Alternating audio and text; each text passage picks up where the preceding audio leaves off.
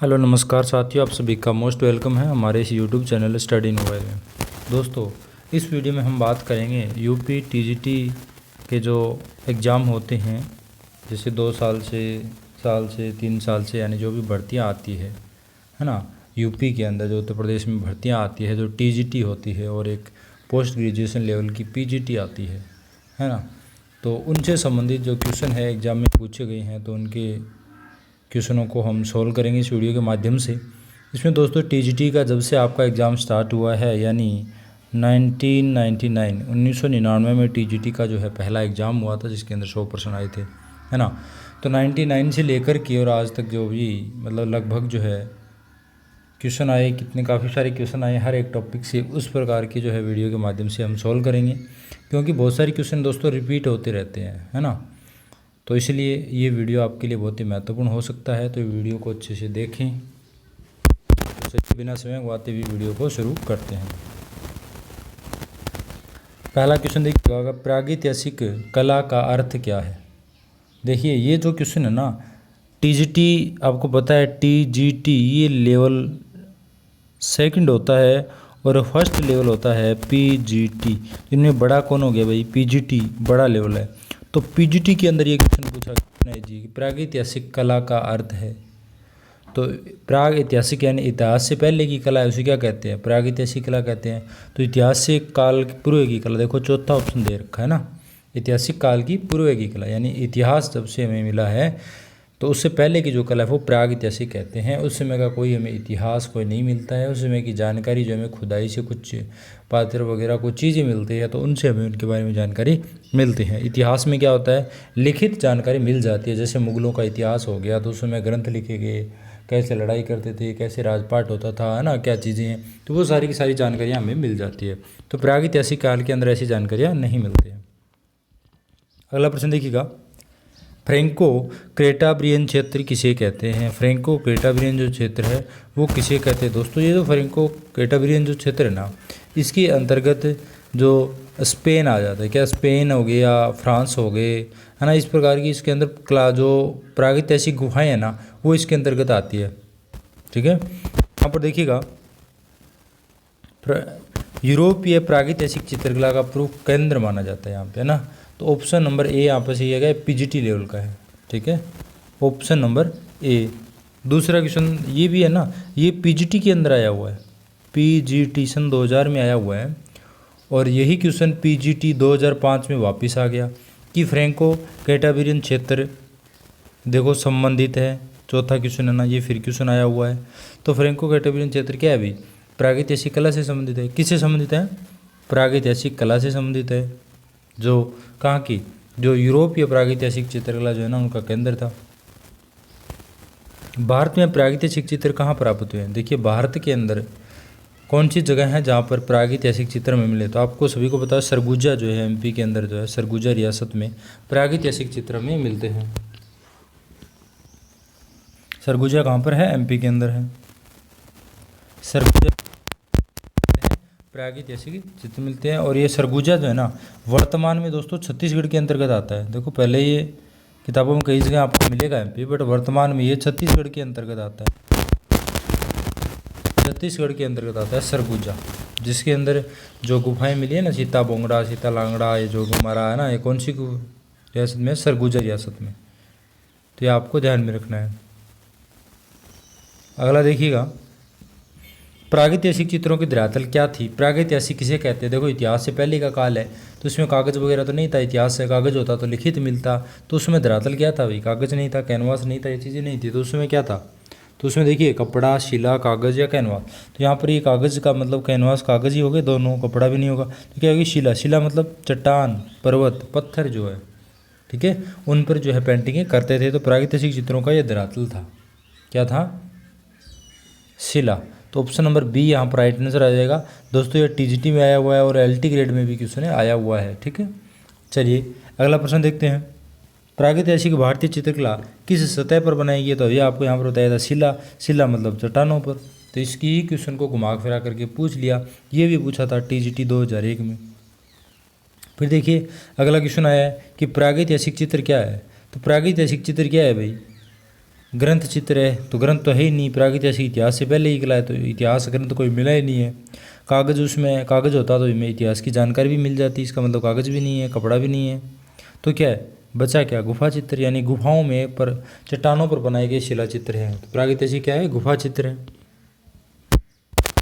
मतलब बहुत easy question है, यही क्वेश्चन है घुमा फिरा करके थोड़ा सा इर्द गिर्द पूछते रहते हैं।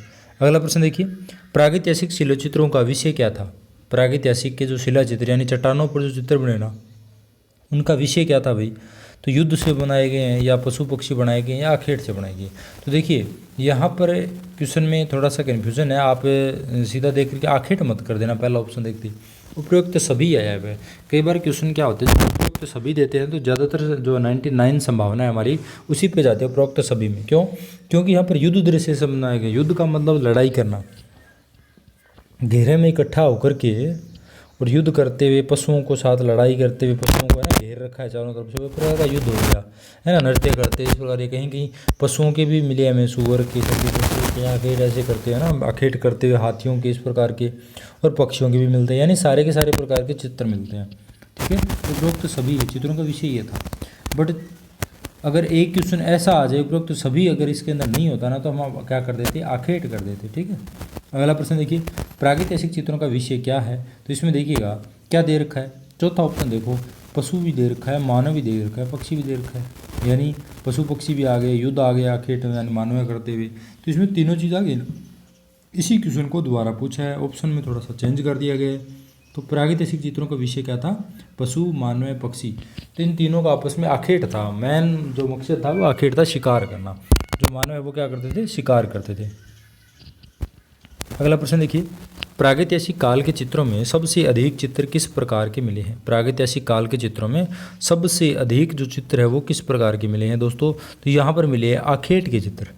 सबसे ज़्यादा किसके मिले हैं, आखेट के मिले हैं। तो यह आपको ध्यान में रखना है, यानी शिकार से संबंधित चित्र यहाँ पर मिले हैं, जिसमें सांबर हो गया, गेंडा हो गया, बारहसिंगा हो गया, है ना, हाथी हो गया, सूअर हो गया, बकरी हो गया, इस प्रकार के जो पशु थे उनके क्या है, शिकार करते थे।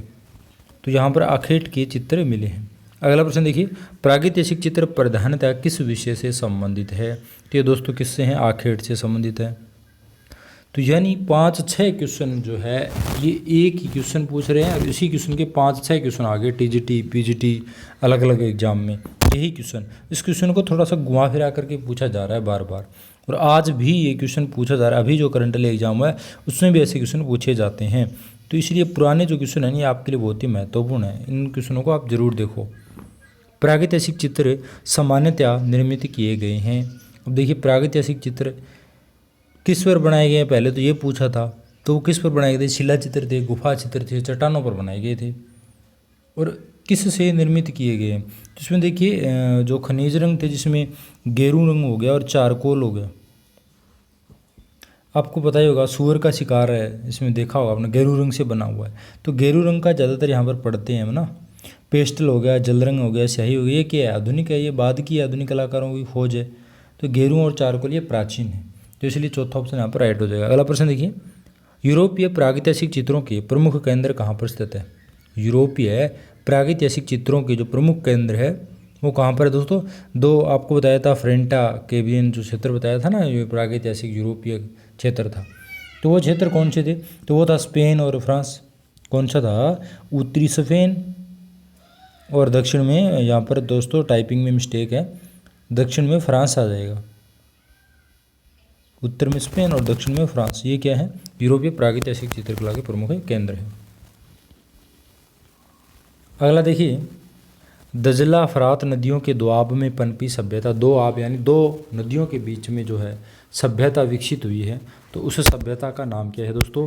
तो दजला फरात नदियों के बीच में जो सभ्यता पनपी थी उस सभ्यता का नाम है मेसोपोटामिया की सभ्यता है। वो दोस्तों क्या है, मेसोपोटामिया की सभ्यता है। मेसोपोटामिया जिसका अर्थ होता है दो नदियों का बीच, यानी जिसमें दजला और एक थी फरात, इन दो नदियों के बीच में जो है ये फैली हुई है। दोस्तों मेसोपोटामिया जो है इसको वर्तमान में कहते हैं भाई, वर्तमान में इसको इराक कहते हैं। जैसे पूछे दजला फरात नदियों के दोआब में पनपी सभ्यता है, अगर यहाँ पर मेसोपोटामिया नाम नहीं होता ना, इराक की सभ्यता पूछ रहे थे, तो यहाँ पर आप ध्यान में रखना इराक कर देना भाई, मेसोपोटामिया को वर्तमान में क्या कहते हैं, इराक कहते हैं। इसमें कांस्य युगीन सभ्यता का जो उद्गम स्थल है माना जाता है। अब देखिए मेसोपोटामिया, यही क्वेश्चन जो पूछा गया है 2010 में पूछा था, 2011 में पीजीटी में पूछा है, और यही क्वेश्चन दोबारा से टीजीटी 2010 में पूछा था, फिर अगले साल पीजीटी में 11 में पूछ लिया। ये क्वेश्चन भी 2-3 बार आया हुआ है। तो अगला क्वेश्चन देखिए, मेसोपोटामिया की सभ्यता किस देश की है? तो अभी यहाँ पर मैंने बताया मेसोपोटामिया जो वर्तमान में इराक कहते हैं, तो ये ध्यान में रखना है, ईरान और इराक दो एक जैसे हैं, तो ये ईरान मत कर देना। मेसोपोटामिया सभ्यता यानी इराक, इराक कै सभ्यता, ठीक है, कै सभ्यता मेसोपोटामिया, ठीक है, ये ध्यान रखना है, टीजीटी 2009 में आया हुआ है। चलिए अगला प्रश्न देखते हैं, सिलेंडर सील का संबंध किस कला से है? सिलेंडर सील जो है उसका संबंध, सील यानी सिल मानी मोहर हो गई, सील है ना, सिलेंडर सील, सिलेंडर सील का मतलब होता है ये मेसोपोटामिया की दोस्तों कला जो है ना वहाँ पर इस प्रकार की मिली है। कौन सी? Cylinder seal. कहाँ से मिली? मेसोपोटामिया। मेसोपोटामिया आपको बताया था सभ्यता यानी इराक। सभ्यता का नाम आते ही आपको क्या आना चाहिए? इराक। सभ्यता का नाम आते ही आपके दिमाग में क्या आना चाहिए? इराक। तो मेसोपोटामिक सभ्यता से मिला है। इसमें क्या होता है? सिलेंडर सील क्या बोलते हैं? सिलेंडर क्या बोलते हैं? इसको बोलते हैं कि बेलनाकार ये मोहर होती है। क्या होती है? इस प्रकार ये बेलनाकार मोहर होती है, ठीक है, इस प्रकार बेलन की तरह गोल बनी होती है, और यहाँ पर जो है यहाँ पर इस पर डिजाइनिंग की होती है, फिर स्याही लगा करके उसको गोल घुमाते हैं ना कागज़ पे, तो प्रिंट ले सकते हैं, इसकी मोहर लगा देते हैं। तो इस प्रकार की जो रोल के जो उदाहरण है वो सिलेंडर सील के में कहाँ से मिले हैं भाई? कहाँ से मिले हैं? मेसोपोटामिया की सभ्यता। और मेसोपोटामिया की सभ्यता कहाँ है भाई? ये है इराक में। अगला क्वेश्चन देखिए, नील नदी की घाटी में पनपी सभ्यता है। नील नदी की घाटी में पनपी सभ्यता है। दोस्तों नील नदी कौन से कहाँ की है? तो आपको मिस्र देश की नील नदी है, सबसे बड़ी नदी जो कौन सी है? नील नदी। और कहाँ की है? मिस्र की है। तो मिस्र की सभ्यता यहाँ पर राइट आंसर आ जाएगा। नील नदी के अंदर जो किनारे जो पनपी सभ्यता है वो कौन सी थी? मिस्र की। अगला देखिए, तुतनखामेन का संबंध किस देश से रहा है? तुतनखामेन का देश किस से रहा है? तो दोस्तों यहाँ पर राइट आंसर आपका जो है तुतनखामेन जो है ना ये रहा है मिस्र देश का। तुतनखामेन मिस्र का एक फेरो रहा है। तो फेरो जो होता है ना दोस्तों प्राचीन मिस्र के शासक के लिए आधुनिक चर्चाओं में ये प्रयोग किया जाने वाला शब्द है, यानी ये शासक थे। तुतनखामेन जो है ये क्या है कि शासक थे कहाँ के? प्राचीन मिस्र के, ठीक है। तो और वर्तमान में इनके इतिहास में जानकारी मिलती है तो इन्हें फेरो कहा जाता है, ठीक है, फेरो शब्द इनके लिए लिया जाता है इस्तेमाल। तो ये शासक थे तुतनखामेन, और तुतनखामेन जो एक शासक भी बने थे और छोटी सी उम्र में इनकी मृत्यु भी हुई थी। दोस्तों बताया जाता है कि 19 वर्ष की आयु में जो है इनकी मृत्यु हो गई थी, छोटी सी। धार्मिक और राजनीतिक दो तरह के नेता रहे। अगला क्वेश्चन देखिए, महारानी नेफरीति का संबंध किस काल से है?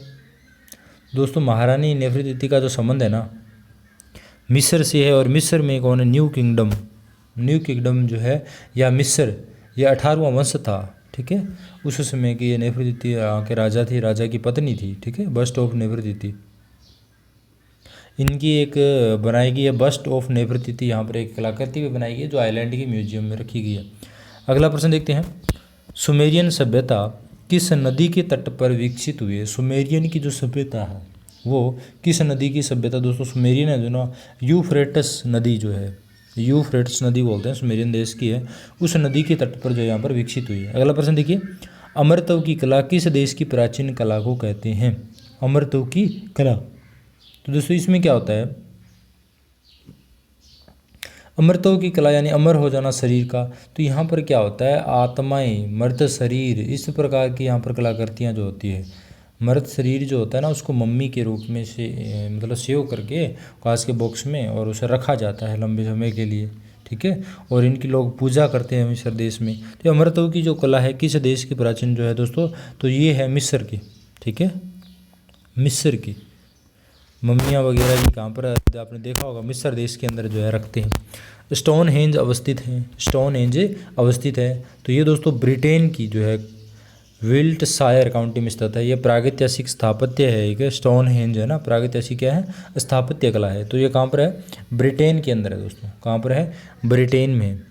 ये स्टोन हेंज यानी क्या है? बहुत बड़ा शिलाखंड है, यानी बहुत बड़ा एक पत्थर है, 7 मीटर यानी इससे ज़्यादा भी ऊंचा है, वो धरती के ऐसे थोड़ा आधा गड़ा हुआ है और ऊपर बाहर निकला, इस प्रकार चट्टान है बड़ी सी, स्टोनहेंज। तो ये ब्रिटेन में है और इसके ऊपर प्रतीक चिन्ह है कुछ प्रागैतिहासिक काल के। अगला प्रश्न देखिए, दुसाला ओडे योगी की मूर्ति किस खुदाई से प्राप्त हुई? तो दुसाला ओडे जो मूर्ति आप सभी को पता है दोस्तों, सिंधु घाटी सभ्यता से संबंधित है। और सिंधु घाटी सभ्यता में कहाँ से है? तो मोहनजोदड़ो से इस प्रकार की जो है प्रतिमाएं मिलती है, जहाँ पर ये दुसाला ओडे, इसे त्रिफुलिया अलंकरण युक्त भी दुसाला ओड रखा है उन्होंने। इसे दाढ़ी वाले योगी भी कहते हैं और पुजारी की मूर्ति भी कहते हैं इसको, है ना। ये इस प्रकार की जो मूर्तियाँ पत्थर से बनी, कहाँ से मिली है भाई? मोहनजोदड़ो से। और मोहनजोदड़ो वर्तमान में कहाँ है? तो ये पाकिस्तान के अंतर्गत आता है। अगला प्रश्न देखिए, पशु आकृति युक्त मोहरें कहाँ पाई जाती है? पशु आकृति युक्त मोहरें जो है वो कहाँ पाई जाती है? तो ये मोहनजोदड़ो से पाई गई। ये देखिए, नालंदा हो गया, राजघाट हो गया, सारनाथ हो गया, ये प्राचीन शिक्षा केंद्र है दोस्तों, यहाँ से ऐसे कुछ नहीं मिले। यहाँ पर बात हो रही है पशु आकृति मोहरें पूछी सभ्यता से प्राप्त होती है हमें, और वह किससे होती है? सिंधु घाटी सभ्यता से। और सिंधु घाटी के अंदर एक स्थल है पाकिस्तान के अंदर, कौन सा है? मोहनजोदड़ो। अगला प्रश्न देखिएगा, देखिए यहाँ पर क्वेश्चन ऐसा भी आ जाए कि सिंधु घाटी सभ्यता के अंदर जो मोहरें हमें प्राप्त होती है वो ज़्यादातर किससे बनी है दोस्तों? तो ये सेल खड़ी से बनी है। अगला प्रश्न देखिए, कौन सा एक नगर हड़प्पा संस्कृति का नहीं है? निम्नलिखित में कौन सा एक नगर जो है वो हड़प्पा संस्कृति का नहीं है? तो यहाँ पर देखिए, लोथल है, कालीबंगा है, बनवाली है, ये सारे के सारे हैं जो सिंधु घाटी सभ्यता या हड़प्पा संस्कृति के हैं। गिरनार जो है ये नहीं है यहाँ पर दोस्तों। कौन सा नहीं है? गिरनार जो नहीं है, ठीक है। यानी ये इंडस वैली सिंधु सभ्यता जो हमारी है हड़प्पा, इससे संबंधित नहीं है गिरनार, ठीक है। गिरनार जो है ये कर्नाटक राज्य के अंतर्गत एक स्थान है। कहाँ पर है? कर्नाटक में। हड़प्पा का संबंध है, अब हड़प्पा का दोस्तों इंडस वैली है।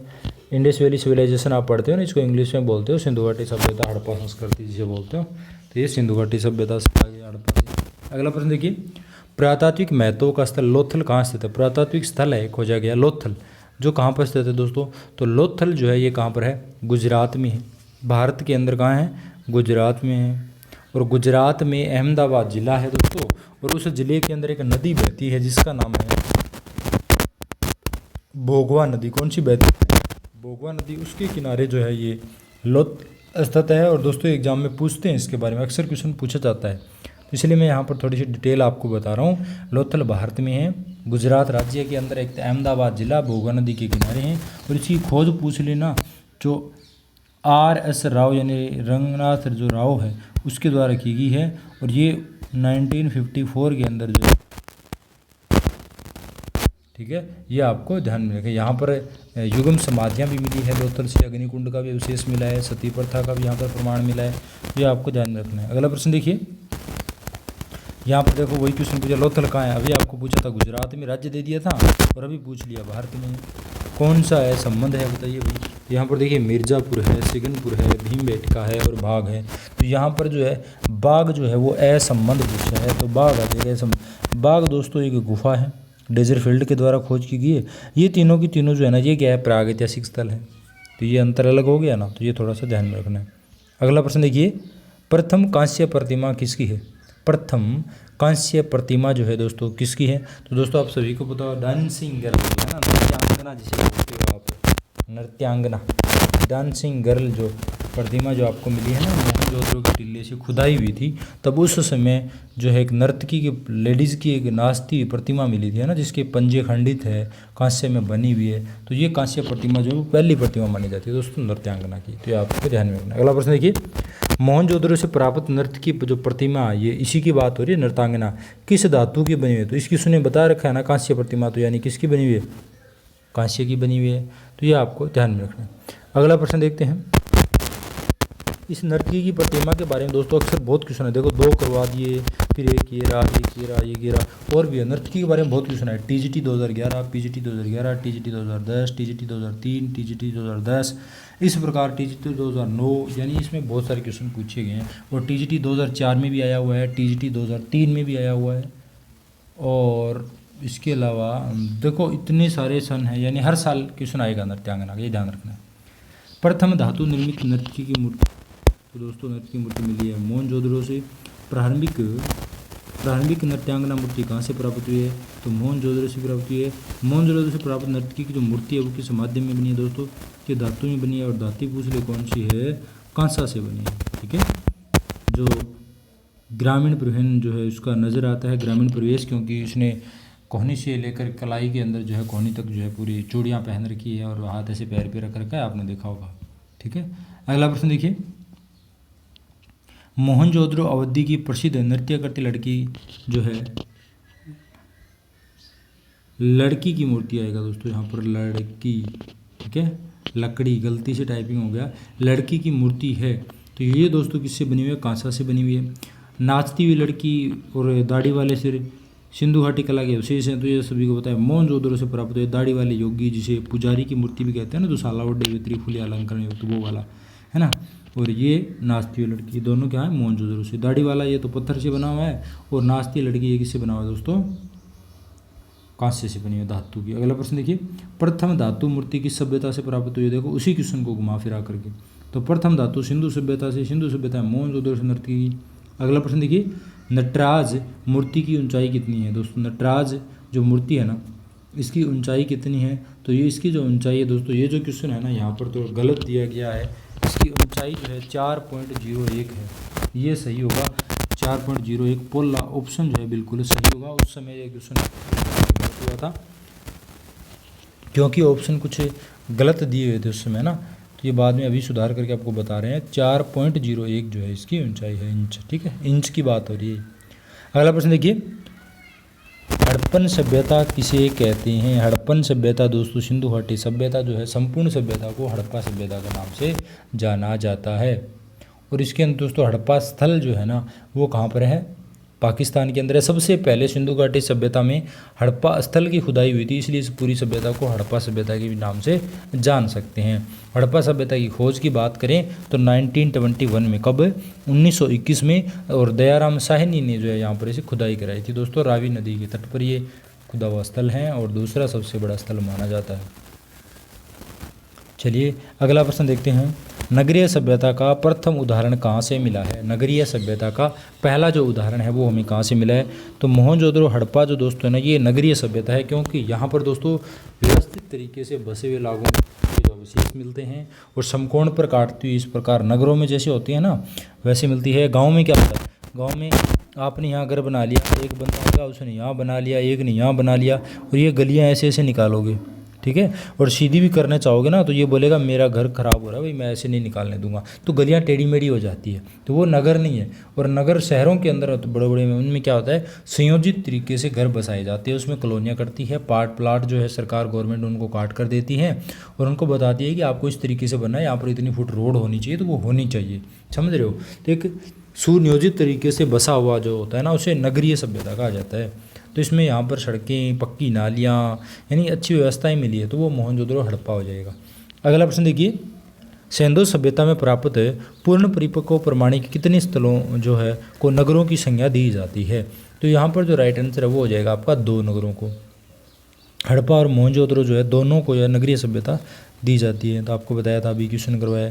अगला प्रश्न देखिए, सिंधु घाटी सभ्यता के उत्खनन से कौन सा पुरातात्विक संबंधित है। सिंधु घाटी सभ्यता का जो उत्खनन हुआ ना उससे कौन सा पुरातात्विक जो है दोस्तों संबंधित है, तो यहाँ पर देखिए ऑप्शन देखते हैं। पहले A.K. कुमार स्वामी, यानी पूरा नाम हो जाएगा आनंद कुमार स्वामी, उसके बाद राखलदास बनर्जी, काल खंडाला, M.S. रंधावा। तो यहाँ पर देखिए राखलदास बनर्जी जो है ना ये इस उत्खनन से संबंधित दोस्तों, क्योंकि राखलदास बनर्जी जो है इन्होंने मोहनजोदड़ो सभ्यता जो स्थल था उसकी खुदाई की थी। किसकी की थी इन्होंने, मोहनजोदड़ो की। हड़प्पा दयाराम साहनी ने, तो मोहनजोदड़ो की खुदाई जो है राखलदास बनर्जी ने की थी। और दोस्तों राखलदास बनर्जी ने मोहनजोदड़ो की खुदाई 1922 में की थी, और ये कहाँ पर है दोस्तों, ये पाकिस्तान के अंदर है मोहनजोदड़ो वर्तमान में, ठीक है।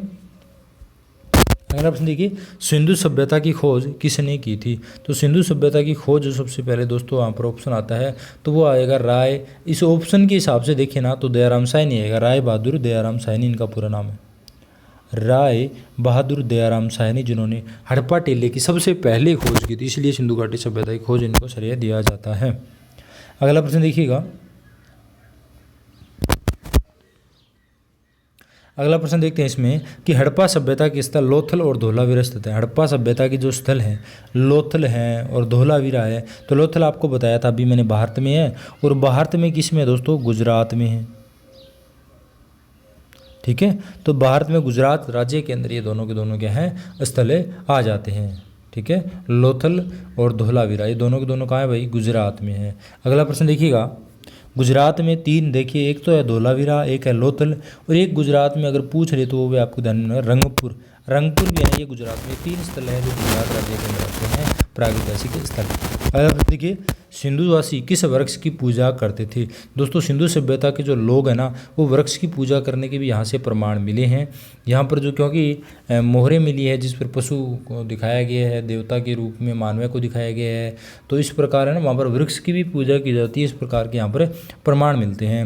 तो वृक्ष में दोस्तों पीपल जो वृक्ष है ना, कौन सा, पीपल वृक्ष जो है उसको पवित्र मान करके उसकी पूजा करते हैं। और आज भी वर्तमान में जो है महिलाएं भी इस पीपल वृक्ष को है सींचती है, पूजा करती है आज भी, है ना।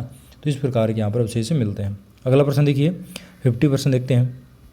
भारतीय कला का सबसे प्राचीन केंद्र है। भारतीय कला का सबसे प्राचीन केंद्र है दोस्तों। यहाँ पर देखिए अजंता, महाबलीपुरम, खजुराहो, सिंधु घाटी, इनमें से अगर बात करें तो भारतीय कला का सबसे प्राचीन जो है वो सिंधु घाटी सभ्यता है खोजी गई। सबसे प्राचीन सभ्यता क्या है दोस्तों, सिंधु घाटी सभ्यता है, जहाँ पर से हमें प्राचीन अवशेष मिलते हैं, मोहरे मिलते हैं, कुछ प्रतिमाएं मिलती हैं, जहाँ से सिंधु घाटी सभ्यता से हमें प्रथम जो है प्रतिमा मिलती है, प्रथम धातु की प्रतिमा मिलती है हमें, कौन सी, जो नर्तकी की। ठीक है, तो ये हो गए 50 क्वेश्चन। बाकी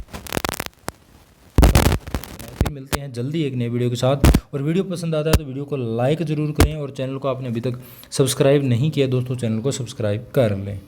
धन्यवाद।